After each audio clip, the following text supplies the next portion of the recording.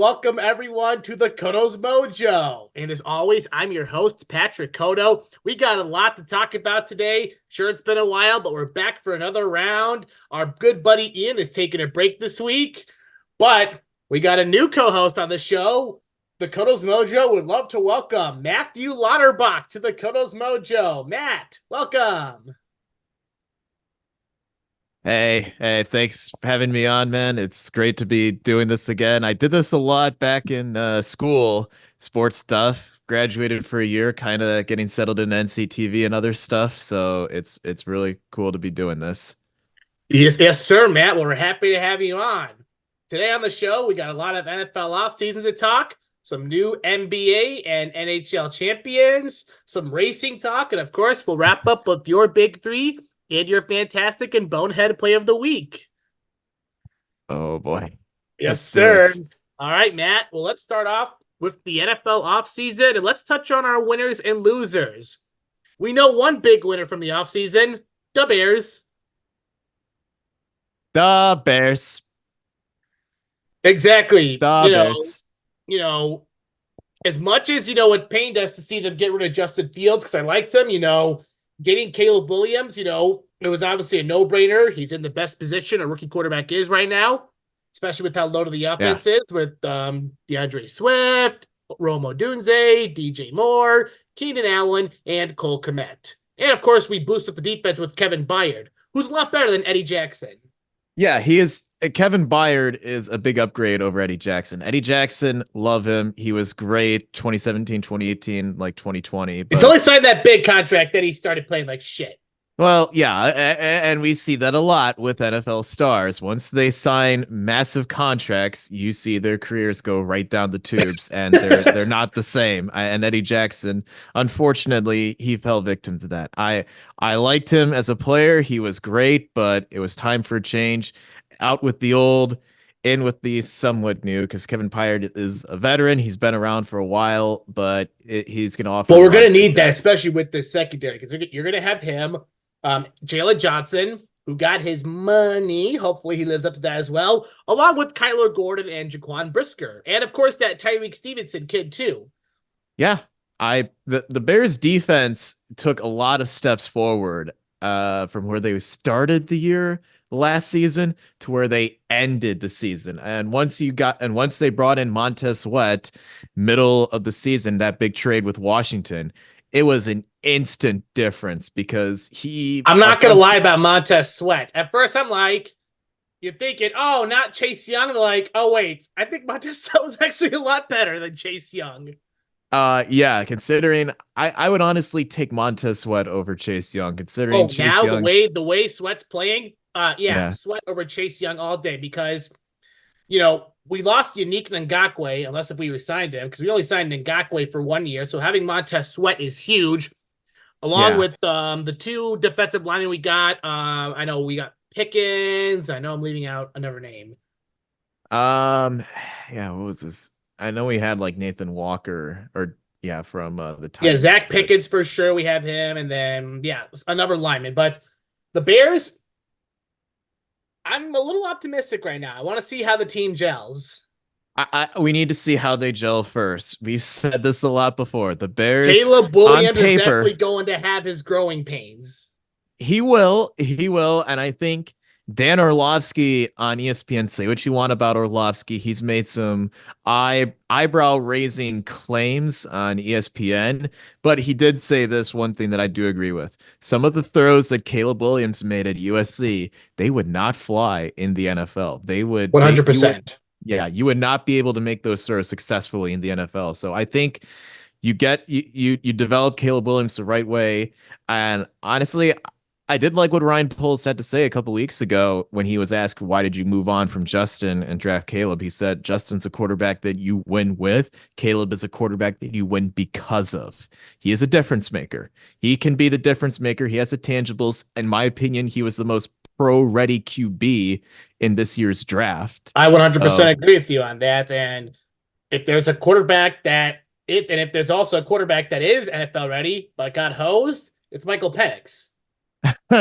Because the Uh, Falcons gave Kirk Cousins all that money, and you draft Penix, who I believe is ready. uh, yeah, that's a big slap in the face. I mean, Michael Penix, he's older than me. Like if I were in the NFL, if I were in the NFL right now, I wouldn't make it as a quarterback. If I were like a receiver or a safety, I would be chomping at the bit to get out there right now. I mean, Yeah. yeah, but But that um, but back to the Bears, obviously. Yeah, no, sorry I had to go on top. But back to the Bears, yeah, I feel good about this team, especially with the offseason moves they made. They had two great off seasons. Obviously last year they fixed the defense yeah. because Matt, I was one of those guys that badly wanted Tremaine Edmonds. Tremaine Edmonds was a great pickup. I mean, he The was minute really we good picked for him us. up, I'm like, yes, yes, yes, yes, yes, yes. I wanted that guy. I bought his jersey instantly. Yeah, insane contract they gave him. He really lived up to it. Well, TJ with all the Edwards was money, with another. all the money we had, that's why. Well, yeah, you can't let that talent slide with all the money that we had last offseason. I mean, we got him, we got TJ Edwards. Part of it this year is we got Keenan Allen. I don't know how big his contract is, but for him to come over He here, still has plenty left in the tank, if you think about he it. does. He does. He's been in the league. I think this is like his 12th season, Been in but the league. He got drafted in 2013 and became a monster ever since. and now with, in my opinion, an offense that's ready to take the next step. I mean, the Keenan Chargers, Allen is that veteran. Him he and is that DJ Moore. And then, of course, Roma Dunze will get his catches, but Caleb Williams is going to be looking at his veterans. Rome is going to benefit really nicely off of DJ Moore and Keenan Allen. Exactly. He is going to be they if anything, Keenan Allen and DJ Moore, they are going to mentor Roma Dunze I and they are going agree. to get him going. That's my opinion. Another team that I thought, hit on the head hard this offseason, a winner, and this team also won last year in the offseason, the Houston Texans. Yeah, it's kind of remember at the end of the 2022 season when everyone was laughing at the Texans for fucking up their own tank and they Lovie Smith, arguably Well, the best head look coach. how the following year went. Look how the They won, turntables. division title, won a playoff game. I think that plan went really well, actually. It went really well because yeah, I mean, we gave the number one overall pick to Carolina. They got Bryce Young, which I mean, that's not looking good right now, but Nope. there's And the room for Texans got improvement. CJ Stroud, and Yeah, last year before the big moves they made this offseason, the Texans had, Damian Pierce, who was unfortunately a disappointment last year. You had Tank Dell before he got hurt, Nico Collins. I think John they, Mechie before he got his cancer. yeah, John I think Mechie. they, Yeah. yep. I think Dalton Schultz, I believe, if I'm correct. Dalton Schultz was a big And that addition for them that last year. Texan team wasn't bad, and then they had back-to-back picks, getting C.J. Stroud and Will Anderson. So That they were the surprise team out of all of us last year. I'm shocked that, I knew they were going to take an extra step, but Jesus Christ. And then this offseason, you boost up your offense getting Joe Mixon and Stephon Diggs. Yeah, those were two slam dunk moves. Huge. Huge. And then another one is you beef up that defensive line. You bring in Danielle Hunter on a big 2-year deal from the Vikings. Danielle Hunter coming off Yes. arguably his best season in the league last year, had 15 sacks. He was a monster. We have to thank Houston for getting him out of our division and now the Vikings can take the claim of being the worst team in the NFC North. Oh, 100%. Even though Yeah. you have the best wide receiver in the game, you have a quarterback who, call me crazy, I think JJ McCarthy's going to be a bust. I have no JJ McCarthy, yeah, great. He won the national title in Michigan, but I put When has maybe at Michigan least produced? When has Michigan produced a good quarterback? And don't you dare say Tom Brady, because that was just one. that was just one That's just one and no quarterback. one had expectations for him when he was drafted. I put four Everybody or is dick riding the fuck out of JJ McCarthy. I'm like, no.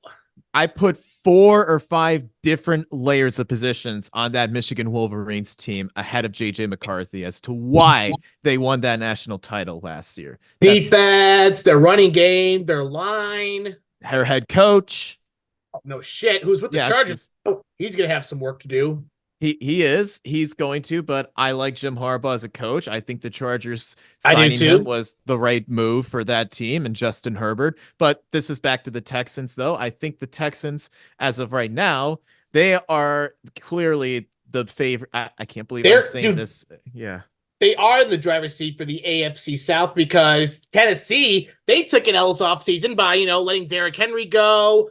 The Jacksonville I don't know what Jaguars. the Titans are doing, honestly. Jacksonville's coming off an interesting year last year. But yeah, no, I, I think if there's any complete team in the AFC South right now, it's the Houston Texans. Look out for the Texans. Texans are definitely looking to make that next step forward. They I know think how to CJ produce quarterbacks too. that no, I mean Like Davis that yeah, they Mills, it wasn't even was not bad. he was not bad in 2021. You could argue he was the best rookie quarterback in that year. Yeah, Like you can even make the the years legit when they argument. had Brandon Whedon, even Matt Schaub. Matt Schaub is so far the best Yeah. QB the Texans have ever had.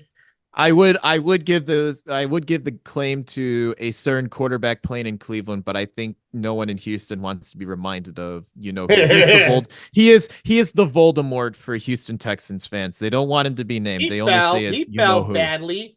No, Yeah. he fell after D Hop went bye-bye. Because what the Uh fuck happened after that?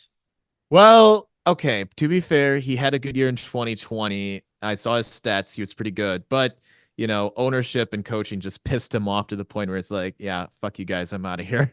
Yeah, no, but no, the Texans, they got a big win this offseason by just getting Diggs and Yeah. Mixon. And I hate to say this too, but the Chiefs also won the offseason by getting a receiver for Mahomes. The moment we talk about teams making changes and getting towards the top, the more we're stuck with the same, and that's the Kansas City goddamn Chiefs. The Swifties. Still, the Swifties. They are. Do you realize that there's tons of Chicago nights and kids going to school in the Chicago suburbs who have never seen the Bears won a title, and all of a sudden last year, because Travis Kelce starts dating Taylor Swift, all the Swifties become Chiefs fans because, oh my God, Taylor Swift's at all these games, we gotta cheer for the Chiefs now, and then they win a Super Bowl. Okay, well, see, year. the thing is for that though, is like, yes, you're spot on with that, but it's building fandom at least. It does. It's annoying. Not everybody is, not all football fans are gonna like the Chiefs because of Taylor Swift, but it's building up fandom and stuff. It does. I will say it does build up Because there are fandom some for crazy the ass crazy ass Bear fans, Packers, Vikings, Lions, Jets. Every I'll name all the fucking teams, and there's definitely a fair share of Taylor Swift fans. I mean, hey, even if you'll find the most diehard of Jacksonville Jaguar fans, even though that organization has done nothing for 20 years. So you will still find the most diehard Jags fans defending that organization. Exactly. And I'm sure there's plenty of diehard Jets fans who are diehard Taylor Swift fans. But yes, the Chiefs get a boost just by getting Xavier Worthy because everybody's all focused on Kelce and all of them. They are, and I think they shouldn't be, because I know Travis Kelce's a good player, but you could tell last year that the wheels are starting to fall off for him a little bit. He's old. About to enter his 10th year. He is. Yeah, he's getting up there in age. Age is starting to slow him down a little bit. I know he can still play at a decent level, but not like he once was a couple years ago.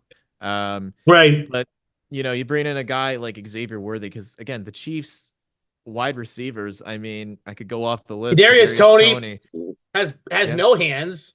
No hands. He has stone blocks for hands. I don't know how the fuck the Chiefs even, no offense, I don't know how they did last year with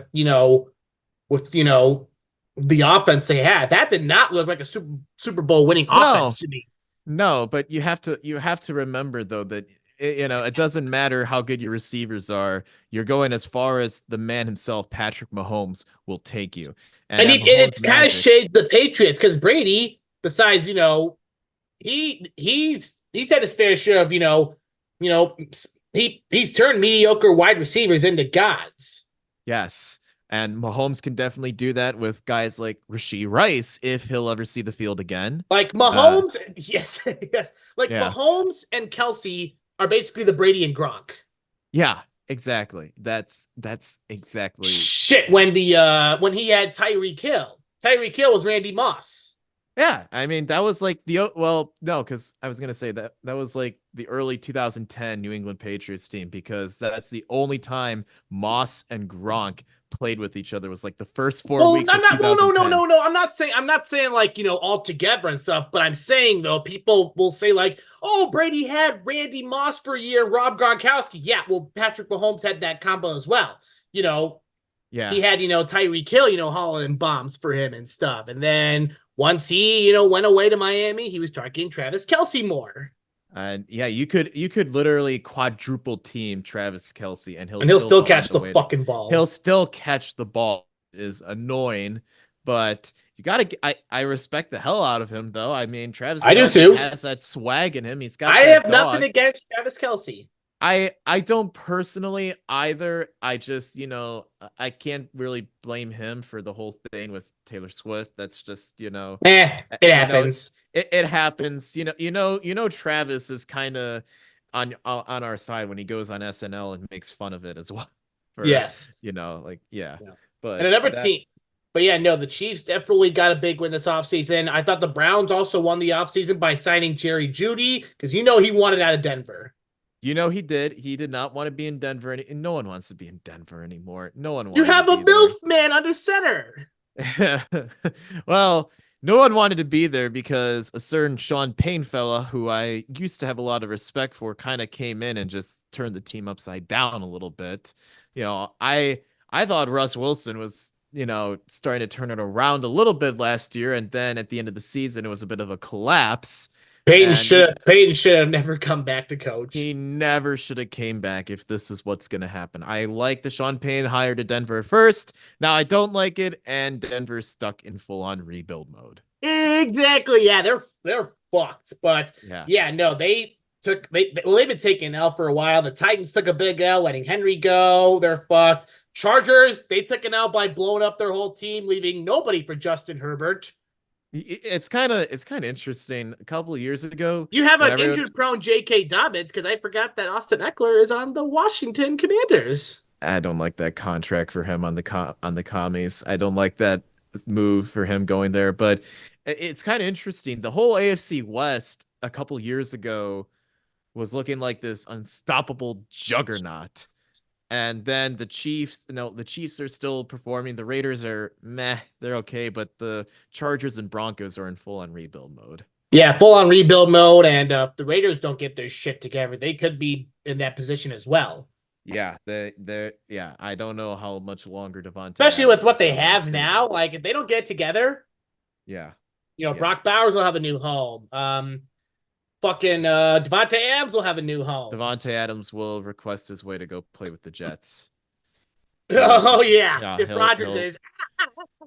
yeah. If Aaron's still in New York and Devontae ain't performing well in Vegas, he's requesting out of there to go to the Jets. Yeah, and then you'll have fucking him and Garrett Wilson hauling him bombs. I mean, okay, but it's the Jets. The Jets have been in the league's basement for years now. I Ever wouldn't since the mind. butt fumble, they took that I, extra step to the basement. yeah, I honestly, I wouldn't mind the Jets coming out of the doldrums of the basement towards reality again. I would, even if it's Rodgers, Adams, and Wilson on the same team and they're an unstoppable force, I wouldn't mind seeing the Jets do well.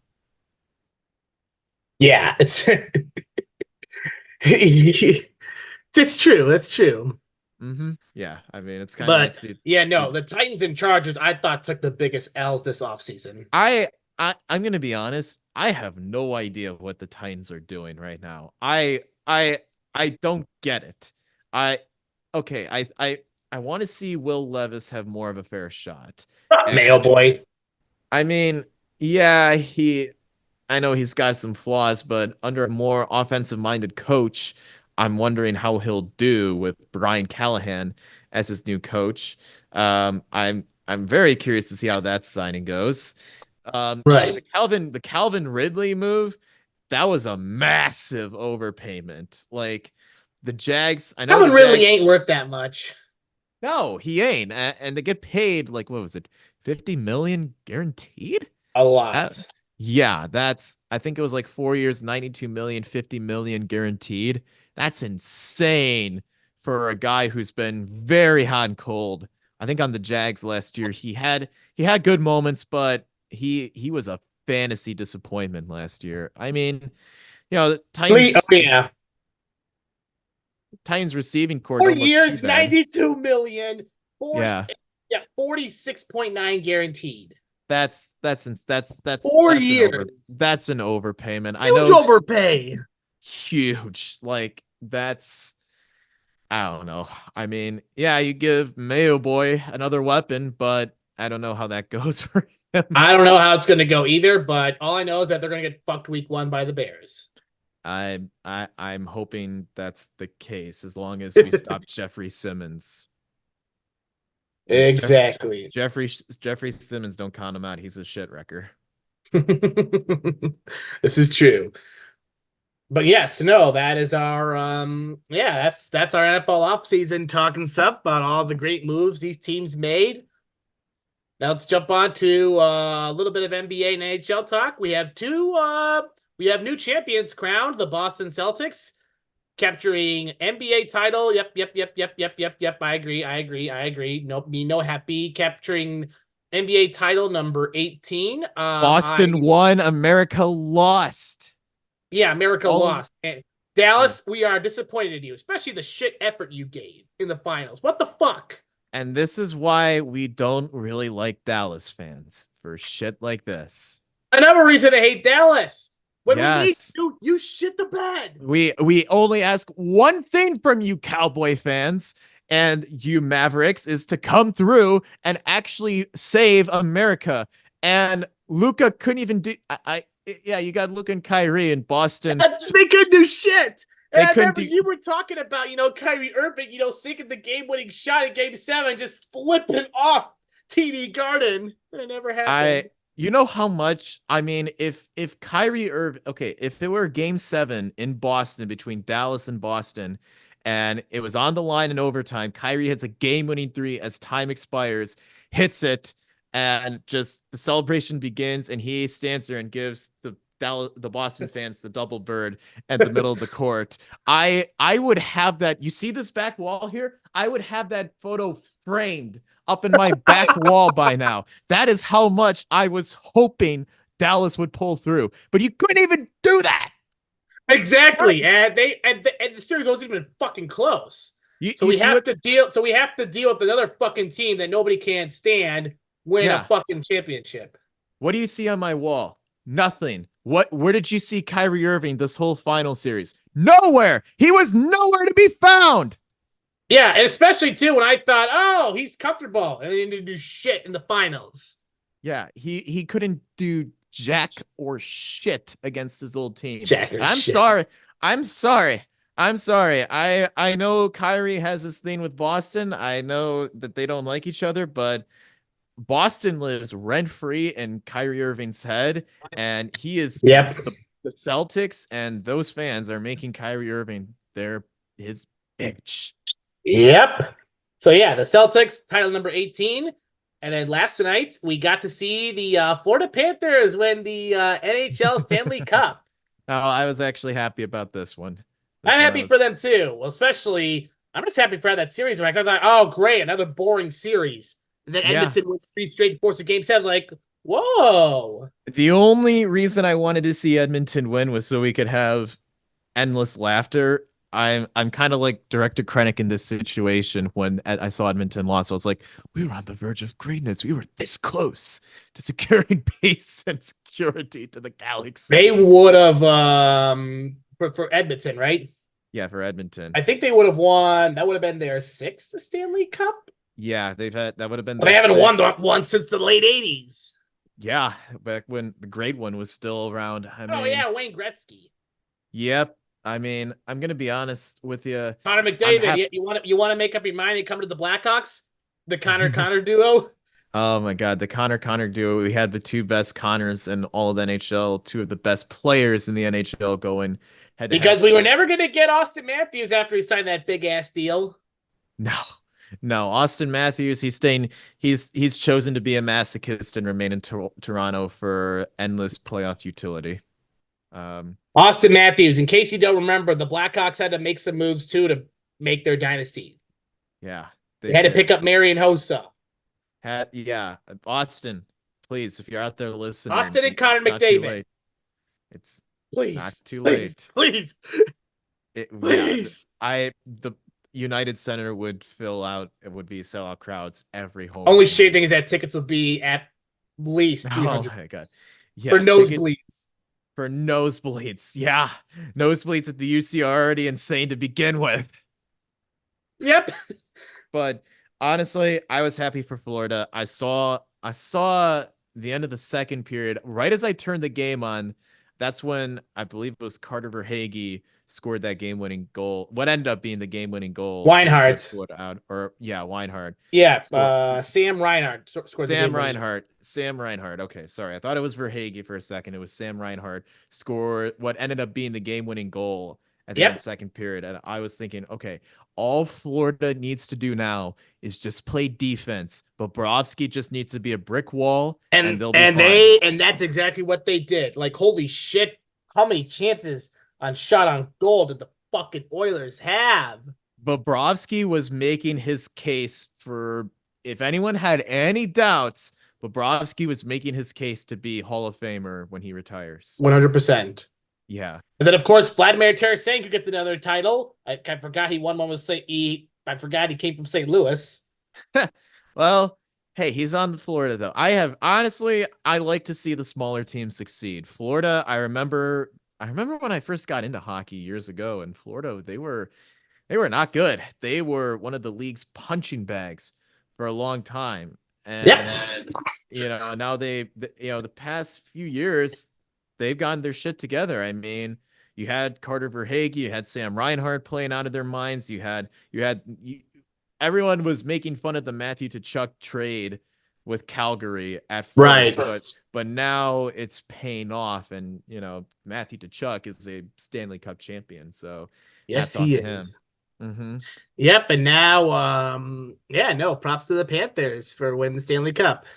I am very proud of Florida. It's nice to see a different Florida team besides the Lightning win a Stanley Cup. I'm just gonna be honest. It was great to see them knock out Tampa this postseason, and it was great to see them just go as far as they could. Well, anyway, Matt, we're gonna wrap up with this fun segment I like to call on Co's Mojo, our big three and our fantastic and bonehead plays of the week. This week's big three is our big three summertime jams. Matt, what music do you like to listen to in the summer? Oh boy, honestly, around this time of year, there are some country songs. I'm not a big country music guy, but there are some country music songs that feel pretty fitting to me. Anything like Keith Urban related, those are pretty good. Another big summer song I like, ironically about it, song "Summer" by Calvin Harris. When I met you in the summer. That's a good song. That's pretty fitting for this time of year. And then another one too that I end up liking, well, this is like all year round, is "Separate Ways" by Journey. Nothing wrong with that. I like that song. Separate ways. Don't do that again. Hey, that song's still catchy in my head. So yep.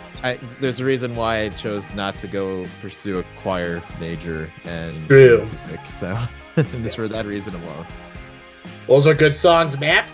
My big three are also related to country. I'm gonna start off with a good one that just came out. "Ain't No Love in Oklahoma." Hey, that's a good one. That's a good one around this time of year. That's a banger. Oh yeah, I fucking love that song. Another one I like, "Bringing Back the Sunshine." All right. Okay. Hey, we kind of need the sunshine back now with the storms we had here today. For sure. And then another one, by Creed, "Can You Take Me Higher?"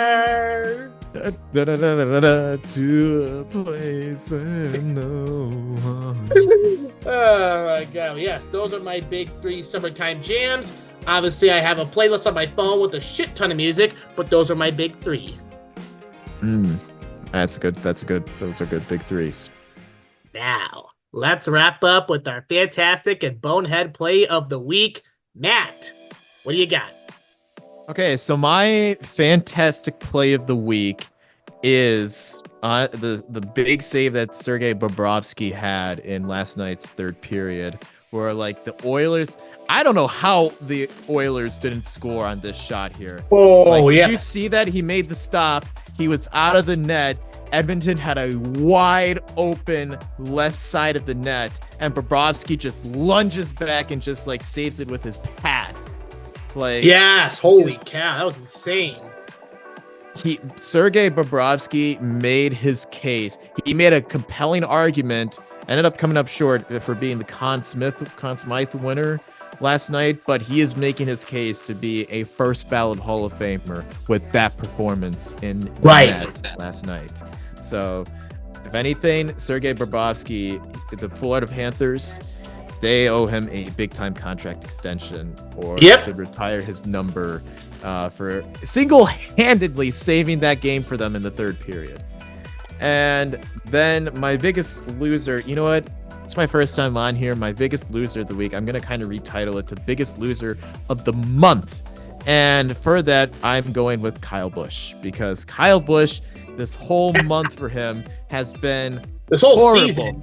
This whole season has been horrible, but this whole month of June. Okay, let's go through. Let's take a look at Kyle Busch's whole month of June as a whole. Gateway, first weekend of June, crashes out at the last lap of stage 2, racing Kyle Larson. Let's go to the next week at Sonoma, up in the top Kyle 5. Larson first and foremost. Yeah, we don't care about Larson. Kind of did. I think that was more on Larson, but yeah, I agree. Yeah, that's what happened there. Let's take next week at Sonoma, running top 5 last lap. Yay, we're gonna top 10. Nope, here comes a watermelon right into the side of you to spin you out into turn 7. Ends up finishing 24th, I believe. Next weekend at Iowa, top 10 run. Yay, we're gonna get stage points. Nope, you're totaling brinks. You're in the garage. You're fucked. You're out of here, buddy. Sorry. Now let's flash forward to this past weekend at Sonoma. Running great all day. No, wait, spins out a couple times. Oh, wait, we're back on the lead lap, and we're going back racing. Let's get a top 10, and we can't even complete a lap because we stupidly run over a wet patch on the track, lose control of the car under the pace laps, and go careening into the wall. Tom Hovland, you're out there. I love you, buddy, but we need to keep all sharp objects away from you at this time. Yeah, seriously, you masochist. And yeah, Dalton Good, if you're out there, I know you left the group chat as well. I was dying hysterically, but I am hoping that you are okay now. Do not waste. Hey, you said it to me on Saturday when Sheldon came up short in a second place finish, and you were trying to get me a different Xfinity driver. You said to yourself, "I'm trying to help you out here. I'm trying to help you out, Dalton. Come up with a different driver to cheer for than Kyle Busch. He ain't winning this year. He may not win ever again." Yep. Great picks, Matt. Oh, Kyle fucking Busch. He's washed. He is. I somewhat feel sad, but I never really liked him growing up, and I still don't now after his whole thing with Ricky Stenhouse Jr., so I'm sorry. Yep, that brought back the old Kyle Busch. Like, oh, there's the Kyle Busch we know. Fuck it. There's the Kyle Busch we all know and hate. I knew you still had it in you, KFB. Yep. Let's go on to my fantastic and bonehead play of the week. My fantastic, Sam Reinhart, with the go-ahead goal for the Florida Panthers in Game 7 of the Stanley Cup Finals. That's pretty good. That's pretty good. My bonehead play of the week, and I'm going to start with an honorable mention. Christopher Bell spoiling the surprise about Chase Briscoe coming to Joe Gibbs Racing. Yeah, I don't know if you saw that, but he announced it today. Yes. Yeah, he announced it today. He got to announce it twice. One as an idiotic surprise, but this one was for real. Yeah, this was for real. You could tell that Joe Gibbs was like, "Okay, Chris, you ruined our pick. Now you're gonna have to go out there and make it all up again." Yep. Yeah, more than made up for it by winning in Loudon this weekend. So that too.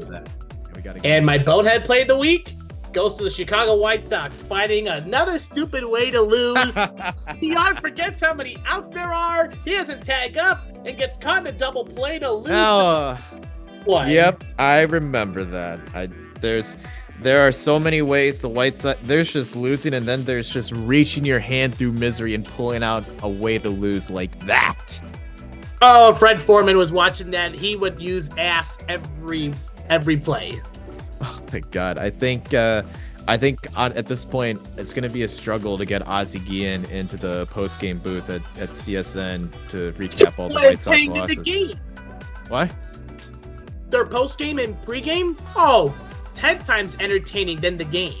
Yeah, no doubt. I mean, the White Sox, I have no idea what you do right now. At this point, your best bet is if Jerry Reinsdorf croaks. Exactly. I hate to say it, but that's pretty true. You know, that's a sad reality that the only good thing the White Sox fans can hope for is that Jerry Reinsdorf croaks. Yep. And that wraps up the show. Matt, thank you for our first time appearance on Cuddles Mojo. We look forward to having you on for the rest of the way. Hey, thanks again for getting me on. Well, thank you everyone for tuning into the Cuddles Mojo. We will see you next time.